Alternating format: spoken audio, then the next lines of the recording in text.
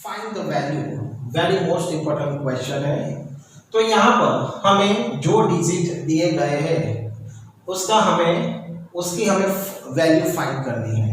तो यहाँ पर हम देख सकते हैं कि हमें क्वेश्चन क्या दिया गया है। तो 64 रेज टू 1/2। तो यहाँ पर जो 1/2 है उसका बेस जो है वो 1/2 में जो डिनोमिनेटर है वो डिनोमिनेटर यहाँ पर 2 है। तो इसलिए हमें 64 को ऐसे डिवाइड करना है जिससे हमें 2 मिले, उसका जो एक्सपोनेंट है वो हमें 2 मिलना चाहिए। जैसे कि 8 जा 64 यानी कि 8 का स्क्वायर हमें यहाँ पर मिलता है। 64 दूसरे कौन से टेबल्स में मिलता है हमें, तो 4 जा 16 मल्टीप्लाई 4 64 यानी कि 4 का क्यूब भी 64 होता है। लेकिन हमें यहाँ पर जो हमारा जो एक्सपोनेंट है 1/2 उसका डिनोमिनेटर 2 है, तो इसका एक्सपोनेंट 64 का ऐसा डिजिट होना चाहिए, बेस ऐसा होना चाहिए जिससे हमें उसका एक्सपोनेंट हमें 2 मिलना चाहिए। तो यहाँ पर हम देख सकते हैं तो 8 का स्क्वायर जो है वो यहाँ पर हमारे लिए परफेक्ट सूट होता है। तो यहाँ पर हम देखते हैं 8 का स्क्वायर होल स्क्वायर। अब यहाँ पर हम देख सकते हैं तो 8 का स्क्वायर एक्सपोनेंट का जो एक्सपोनेंट है तो एक्सपोनेंट के बिटवीन मल्टीप्लिकेशन का रिलेशन होता है। तो 2 मल्टीप्लाई 1/2 2 कट हो गए, इसलिए 8 यहाँ पर हमें आंसर मिलता है। चलो दूसरा हम देखते हैं 32 रेज टू 1/5। तो यहाँ पर 5 है, तो हमारा 32 में बेस हमारा ऐसा होना चाहिए जिससे हमें उसका जो एक्सपोनेंट है वो एक्सपोनेंट हमें 5 मिलना चाहिए। तो 2 को हम 5 टाइम्स रिटर्न करते हैं, 2 को हम 5 टाइम्स रिटर्न करते हैं तो हमें 32 मिलते हैं। जैसे कि 2 2 जा 4 4 2 जा 8 8 2 जा 16 16 2 जा 32। तो यहाँ पर हम देख सकते हैं कि 2 रेज टू 5 यहाँ पर हम लिख सकते हैं और उसका 1 रेज टू 1/5। अब इन दोनों के बीच में एक्सपोनेंट का एक्सपोनेंट है इसलिए मल्टीप्लिकेशन का रिलेशन है। तो 5 मल्टीप्लाई 1/5, तो 5 कट यानी आंसर हमें यहाँ पर 2 मिलता है। तीसरा 125 रेज टू 1/3। तो यहाँ पर अब 125 का बेस क्या होना चाहिए जिससे हमें उसका एक्सपोनेंट हमें 3 मिले। तो 5 को हम 3 टाइम्स करते हैं, 5 मल्टीप्लाई 5 मल्टीप्लाई 5 5 जा 25 25 5 जा 125 यानी कि 5 का जो हम क्यूब करते हैं तो हमें जो डिनोमिनेटर है 1/3 में वही फिगर हमें यहाँ पर मिलते हैं, क्योंकि वो दोनों कट होने जरूरी है। तो 3 3 कट, तो यहाँ पर 5 हमें आंसर मिलता है। तो चलो इसी तरह यहाँ पर हम देख लेते हैं, यहाँ पर 1/2 1/5 1/3 इस तरीके का आंसर था, लेकिन यहाँ पर 3/2 है। लेकिन हमें सभी समय किसी भी एग्जाम्पल में हमें एक ही पॉइंट ध्यान में रखना है, तो उसका बेस क्या है, जो सॉरी उसका डिनोमिनेटर क्या है, हमें उसी पॉइंट पर हमें फोकस करना है।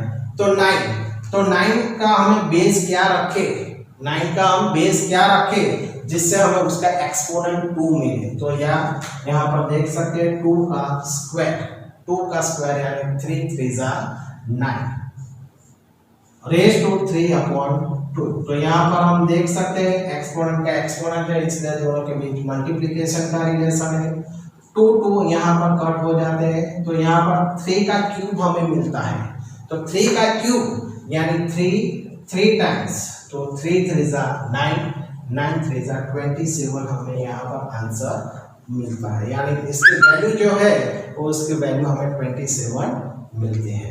चलो इसी तरह 32 जो उसका डिनोमिनेटर है 5, इसलिए हमें उसका एक्सपोनेंट 5 चाहिए। तो सेम यही क्वेश्चन है।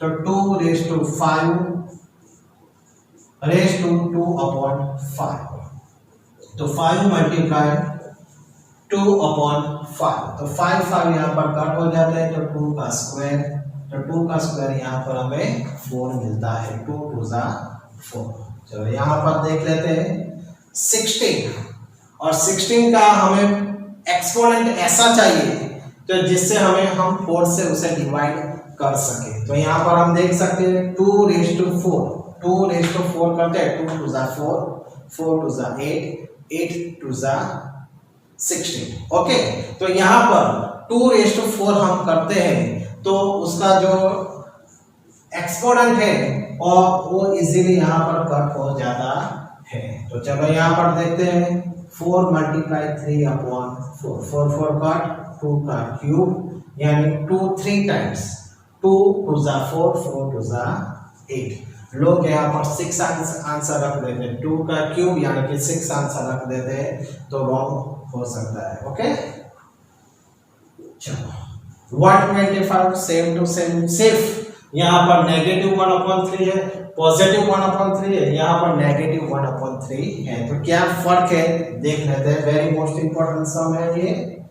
तो 5 का क्यूब रेज़ टू -1/3, तो -1/3, 3 3 कट, तो 5 रेज़ टू -1। तो कभी भी एक्सपोनेंट जो है वो एक्सपोनेंट कभी भी नेगेटिव नहीं हो सकता। जो एक्सपोनेंट नेगेटिव है तो न्यूमरेटर में है तो उसे डिनोमिनेटर में ला देना है, और डिनोमिनेटर में है तो उसे न्यूमरेटर में ले जाना है। तो यहाँ पर वो न्यूमरेटर में, इसलिए यहाँ पर का आंसर हमें 1/5 आंसर मिलता है। ये very very most important question है। क्वेश्चन 8 सिंप्लीफाई को सॉल्व करने से पहले हम यहाँ पर थोड़े एक्सपोनेंट के रूल्स देख लेते हैं। एक्सपोनेंट में क्या है, जब दोनों के बेस सेम है और मल्टीप्लिकेशन के साइन है तो हमें एक्सपोनेंट का एडिशन करना है।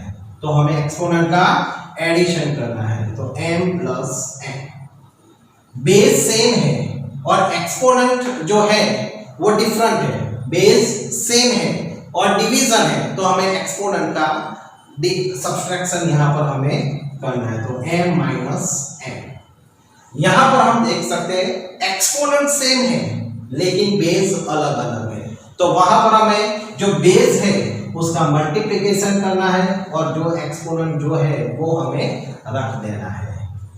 यहाँ पर भी हम देख सकते हैं एक्सपोनेंट जो है वो एक्सपोनेंट सेम है और बेस अलग अलग है, तो यहाँ पर डिवीजन का रिलेशन है तो a/b और m हमें एक्सपोनेंट रख देना है। नेक्स्ट, यहाँ पर एक्सपोनेंट का एक्सपोनेंट है, जब एक्सपोनेंट का एक्सपोनेंट होता है तो उन दोनों के बीच में मल्टीप्लिकेशन का रिलेशन होता है, यानी कि m मल्टीप्लाई n। ये रूल्स जो है, ये रूल्स जो आपके माइंड में क्लियर है तो ये सम सॉल्व करना आपके लिए इजी हो जाएगा। चलो हम सम देखते हैं। तो यहाँ पर हम देख सकते हैं कि दोनों के जो बेस है, यहाँ पर दोनों के बेस सेम है तो हमें क्या करना है, जो मल्टीप्लिकेशन का रिलेशन है तो हमें उसके एक्सपोनेंट का हमें एडिशन करना है। तो चलो यहाँ पर हमें एडिशन करना पड़ेगा, तो 2/3 प्लस 1/5। अब यहाँ पर हम देख सकते हैं कि जो एक्सपोनेंट है इन दोनों के बीच में रिलेशन जो है वो दोनों के बेस डिनोमिनेटर सेम नहीं है। जो डिनोमिनेटर सेम नहीं है तो उससे पहले हमें उसके डिनोमिनेटर सेम करने पड़ते हैं। तो डिनोमिनेटर सेम करने के लिए हमें क्रॉस मल्टीप्लिकेशन करना पड़ेगा। तो 5 2 10 प्लस 3 1 3 और डिनोमिनेटर का मल्टीप्लिकेशन 3 5 15, यानी कि 10 प्लस 3 13/50। तो ये आंसर हमारा हो गया फर्स्ट का। चलो हम देखते हैं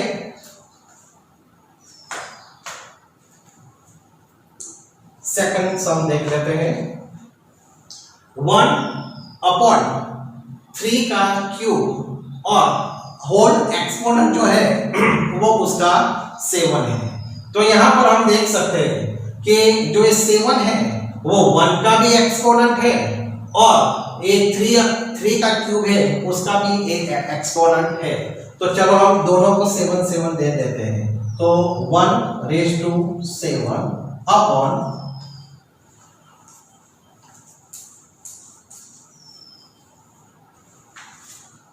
3 का क्यूब रेज टू 7। तो 1 जो है 1 का जो एक्सपोनेंट है 7 है, तो 1 का 1 ही आएगा, क्योंकि 1 को हम 7 टाइम लिखते हैं तो 1 ही हमें आंसर मिलता है। यहाँ पर आप देख सकते हैं एक्सपोनेंट का एक्सपोनेंट है, तो एक्सपोनेंट का एक्सपोनेंट है, यानी कि उन दोनों के बीच में मल्टीप्लिकेशन का रिलेशन है। 3 7 या 21, 3 7 या 21। तो हमारा आंसर जो है यहाँ पर 1/3 ये आंसर यहाँ पर हमें मिलता है। चलो हम थर्ड पर देखते हैं। तो थर्ड में यहाँ पर हम देख सकते हैं जो डिवीजन में जब दिया जाता है तब इस फिगर को आप इस तरीके से भी लिख सकते हैं। 11:1/2 डिवाइडेड 11:1/4। ये दोनों क्वेश्चन का मीनिंग सेम है।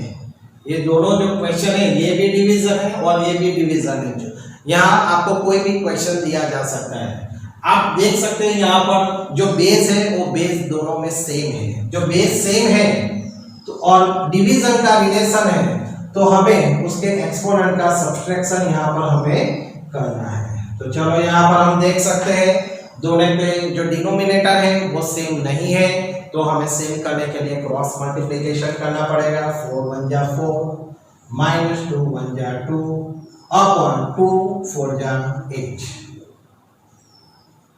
चलो 4 में से 2 लेस करते हैं तो 2/8, ये कट हो जाते हैं। 2 1 जा 2 2 4 जा 8, यानी कि 11:1/4 यहाँ पर हमें आंसर मिलता है। चलो फोर्थ सम देख लेते हैं। तो फोर्थ सम में क्या है, दोनों के एक्सपोनेंट जो है वो सेम है और बेस अलग है। बेस अलग है तो हमें बेस का मल्टीप्लिकेशन है तो मल्टीप्लिकेशन करना है, डिवीजन है तो डिवीजन करना है, और जो एक्सपोनेंट है वो एक्सपोनेंट हमें यहाँ पर रख देना है। 7 8 जा 56, तो 56 रेज़ टू 1/2। तो इस क्वेश्चन 9 मोस्ट इंपॉर्टेंट सम है ये हमारे लिए, क्योंकि 3 मार्क्स में ये सम सभी पूछे जाते हैं, इसलिए आपको थोड़ा इसमें ज्यादा मेहनत करनी पड़ेगी। तो चलो हम देखते हैं। Find the sum of 3 into √3 plus 7 into √2 and √3 minus 5 into √2। तो यहाँ पर हमें जो फिगर दी गई है वो उसका हमें सम करना है। सम यानी कि एडिशन यहाँ पर हमें करना है। तो चलो हम यहाँ पर देखते हैं। 3√3 plus 7√2 प्लस एडिशन करना है √3 minus 5√2। तो चलो यहाँ पर हम देखते हैं दोनों के बीच में प्लस की साइन है, प्लस है तो यहाँ पर जो डिजिट है वो ब्रैकेट में से सब जब हम उसे बाहर निकालते हैं तो उसकी साइन में कोई चेंज नहीं होता है। तो 3√3 प्लस 7√2 प्लस सभी साइन सेम टू सेम रहते हैं √3 minus 5√2।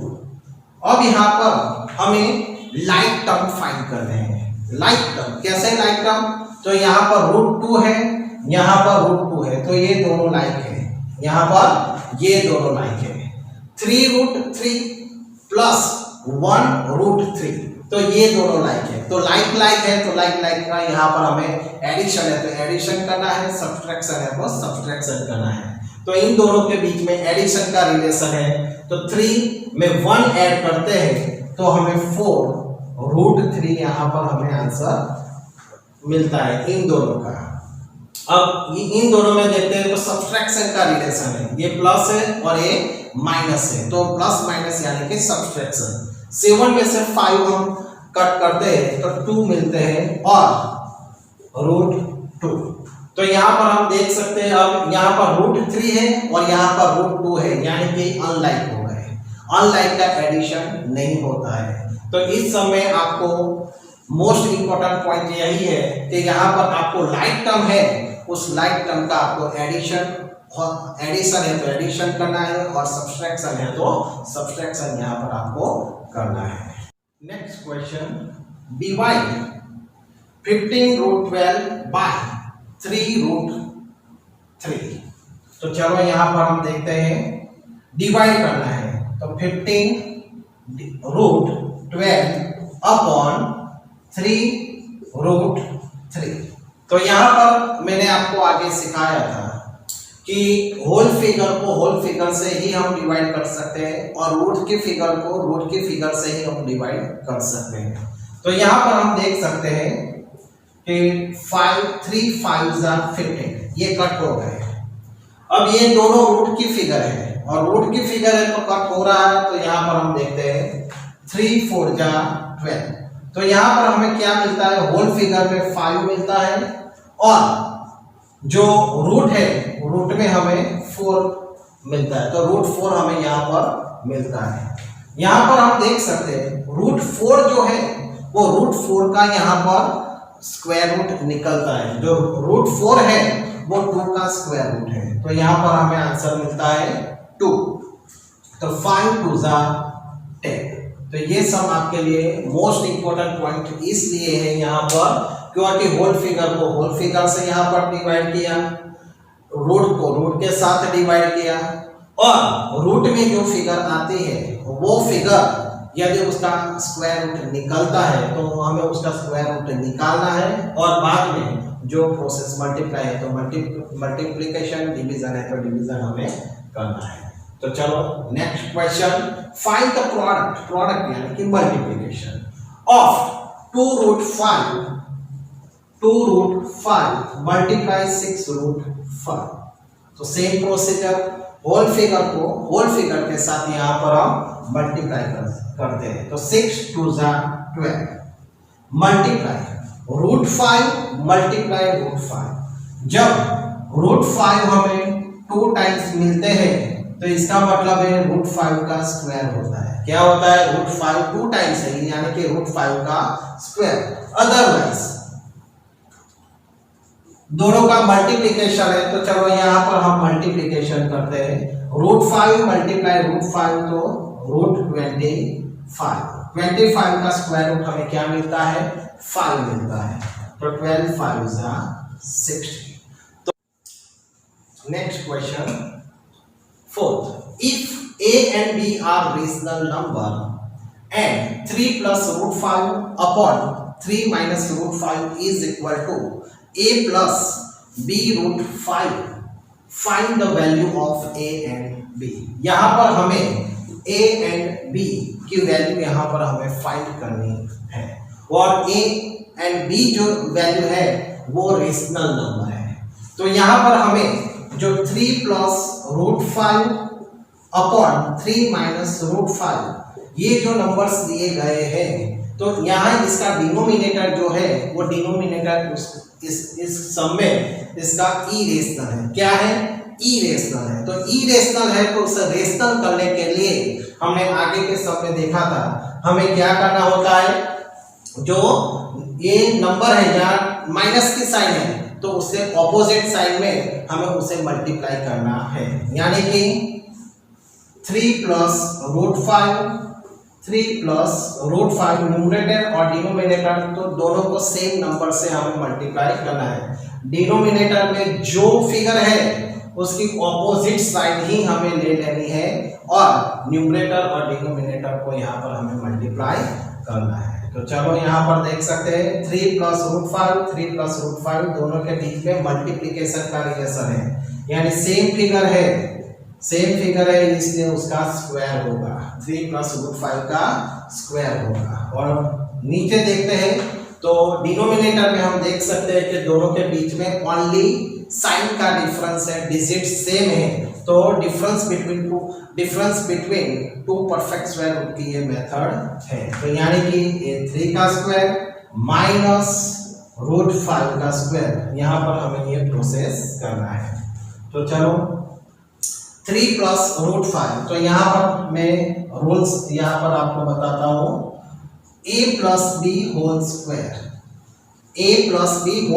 का यहाँ पर इस रूल्स का यहाँ पर हमें यूज करना है। तो चलो पहले तो यहाँ पर इसका एक्सपेंशन क्या होगा, a स्क्वायर प्लस, यहाँ प्लस है तो प्लस, माइनस है तो माइनस, इस 2 से पूरे ब्रैकेट में मल्टीप्लाई करना है।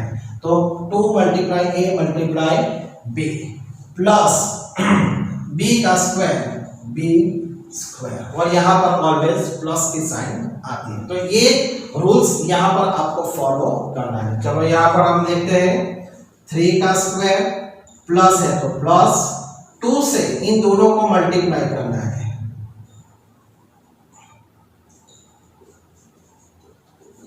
प्लस √5 का स्क्वायर अपॉन ये दोनों तो क्या है, difference between two perfect square root की मेथड है। 3 का स्क्वायर 9 माइनस √5 स्क्वायर, रूट और स्क्वायर कट हो जाते हैं यानी कि 5 आंसर यहाँ पर मिलता है। 3 का स्क्वायर 9 प्लस 3 2 जा 6 को हम 5 के साथ मल्टीप्लाई नहीं कर सकते क्योंकि वो रूट में है। 6√5 प्लस 5 का जो स्क्वायर है, स्क्वायर और रूट यहाँ पर कट हो जाते हैं इसलिए 5 अपॉन 9 माइनस 5 4। चलो 9 प्लस 15 14 प्लस 6 प्लस √5 अपॉन 4। अब यहाँ पर हमें क्या करना है, चलो देखते हैं। तो 14 प्लस 6 √5 अपॉन 4 है, तो ये 14 जो है ये डिनोमिनेटर जो 4 है ये दोनों का डिनोमिनेटर है, ये दोनों का डिनोमिनेटर है। तो यहाँ पर आपको क्या करना है, 14 अपॉन 4 करना है प्लस 6√5 अपॉन 4 करना है। ओके, फिर से एक बार क्या करना है, 14 अपॉन 4 करना है प्लस जैसे कि हम डिनोमिनेटर सेम होते हैं तो हम उसका एडिशन कर देते हैं। तो यहाँ पर से उल्टा प्रोसेस करना है, यहाँ पर हमने दोनों को अलग कर दिया क्योंकि 4 ये दोनों डिजिट का है। मोस्ट इंपोर्टेंट पॉइंट था, क्यों ऐसा किया अब आपको पता चलेगा। 2 2 जा 4, 2 7 जा 4, तो यहाँ पर 7/2 मिलते हैं प्लस 2 3 जा 6, 2 2 जा 4, 3√5/2 मिलते हैं। यानी कि a इज इक्वल टू, यहाँ पर क्वेश्चन देखिए, a प्लस b √5। तो यहाँ पर हम देख सकते हैं कि a की जगह पर यहाँ पर 7/2 मिलते हैं और b की जगह पर √5 तो है, क्या नहीं है, 3/2। तो b की वैल्यू यहाँ पर हमें 3/2 मिलती है। ये मोस्ट इंपॉर्टेंट सम आपके लिए है। ये रूल्स आपको याद रखना जरूरी है, लिखने की कोई जरूरत नहीं है एग्जाम में, सिर्फ ये आपके गाइडलाइन के लिए था। Next question 5th, find the value of x² + 1/x² when x is equal to 4 + √15। ये मेथड्स आपके लिए बहुत मोस्ट इंपॉर्टेंट मेथड्स है। जब पेपर को थोड़ा टफ बनाना हो तब ये मेथड्स आपको पूछी जा सकती है, इसलिए थोड़ा ध्यान रखिए। तो यहाँ पर हमें x² + 1/x² की वैल्यू यहाँ पर हमें फाइंड करनी है, जहां पर x is equal to 4 + √15 हमें दिया गया है। तो पहले तो हमारे माइंड में क्लियर ये होना चाहिए x² + 1/x² की वैल्यू हमें कब मिलती है, कैसे मिलती है। तो मैं पहले यहाँ पर उसका एक एक्सपेंशन यहाँ पर मैं आपको सिखाता हूँ। तो चलो देख लीजिए, x + 1/x whole square, x + 1/x whole square, इसका हम एक्सपेंशन करते हैं तो हमें ये वैल्यू यहाँ पर मिलती है। कैसे, तो चलो देखते हैं। तो यहाँ पर हम देख सकते हैं होल स्क्वायर है, यानी कि फर्स्ट डिजिट का स्क्वायर x² प्लस 2 से होल ब्रैकेट को मल्टीप्लाई करना है, तो 2 × x × 1/x plus whole square 1/x²। तो यहाँ पर हम देख सकते हैं, तो x यहाँ पर कट हो जाते हैं, तो x² + 2 + 1/x², तो x² + 1/x² + 2। तो यहाँ पर x² + 1/x² + 2 ये फिगर हमें यहाँ पर मिल जाती है। पर एक फिगर हमें लाने के लिए हमें पहले क्या प्रोसेस करना पड़ा, तो पहले तो हम यहाँ पर देखते हैं x is equal to, यहाँ पर हमें दिया गया है 4 + √15। अब हमें 1/x की वैल्यू चाहिए, तो 1/x की वैल्यू यानी कि 1/4 प्लस रूट 15। अब यहाँ पर हम देख सकते हैं कि डिनोमिनेटर ई रेशनल है, तो ई रेशनल है तो उसे रेशनल हमें पहले करना पड़ेगा। तो रेशनल करने के लिए हमें क्या करना पड़ता है,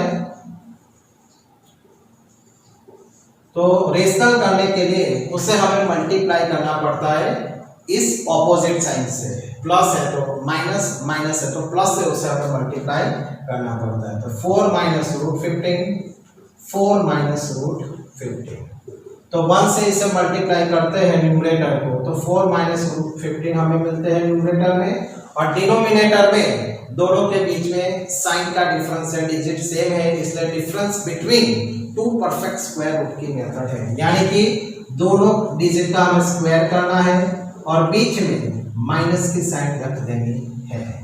तो 4 माइनस रूट 15 अपॉन 4 का स्क्वायर 16, 15 रूट 15 का स्क्वायर 15 यहाँ पर हमें मिलता है, क्योंकि रूट और स्क्वायर दोनों कट हो जाते हैं।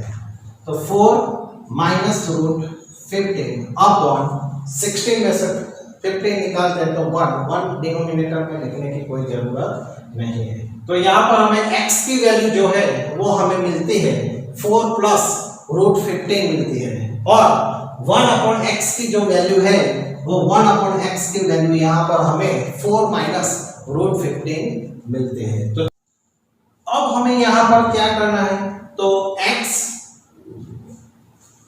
प्लस 1/x, तो हमारे पास x की वैल्यू है, 1/x की वैल्यू है, और दोनों के बीच में हमें एडिशन करना है। तो चलो एडिशन करते हैं, x प्लस 1/x, तो x की वैल्यू 4 प्लस रूट 15 है, और 1/x की वैल्यू हमारे पास 4 माइनस रूट 15 है। तो ये रूट 15 पॉजिटिव और नेगेटिव है तो ये कट हो जाते हैं, 4 प्लस 4 हमें 8 यहाँ पर मिलते हैं। तो चलो आगे, अब हमें क्या करना है, x plus 1/x whole square करते हैं तो हमें ये वैल्यू हमें मिल जाती है। कौन सी वैल्यू मिलती है, x square plus 1/x square plus 2।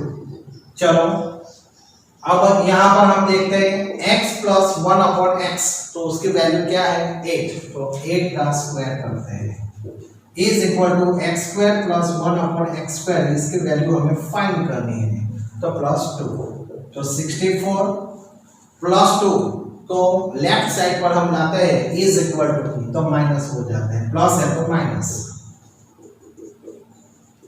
तो इस तरीके से 64 में से 2 निकालते हैं तो 62 हमें यहाँ पर आंसर मिलता है। तो x square plus 1/x square is equal to 62, यहाँ पर हमें ये आंसर मिलता है। मोस्ट इंपॉर्टेंट मेथड है, ध्यान में रखना। पहले ये एक्सपांशन आपके माइंड में क्लियर होना चाहिए। ये एक्सपांशन हमने क्यों किया, क्योंकि x square plus 1/x square की वैल्यू हमें फाइंड करनी है, तो इसी फॉर्मूला से हम उसका एक्सपांशन करते हैं, तभी हमें ये x square plus 1/x square की वैल्यू हमें मिलती है, और बाद में जो वैल्यू हमने फाइंड की उसे हम उसमें हमें रख देना है। मोस्ट इंपॉर्टेंट है।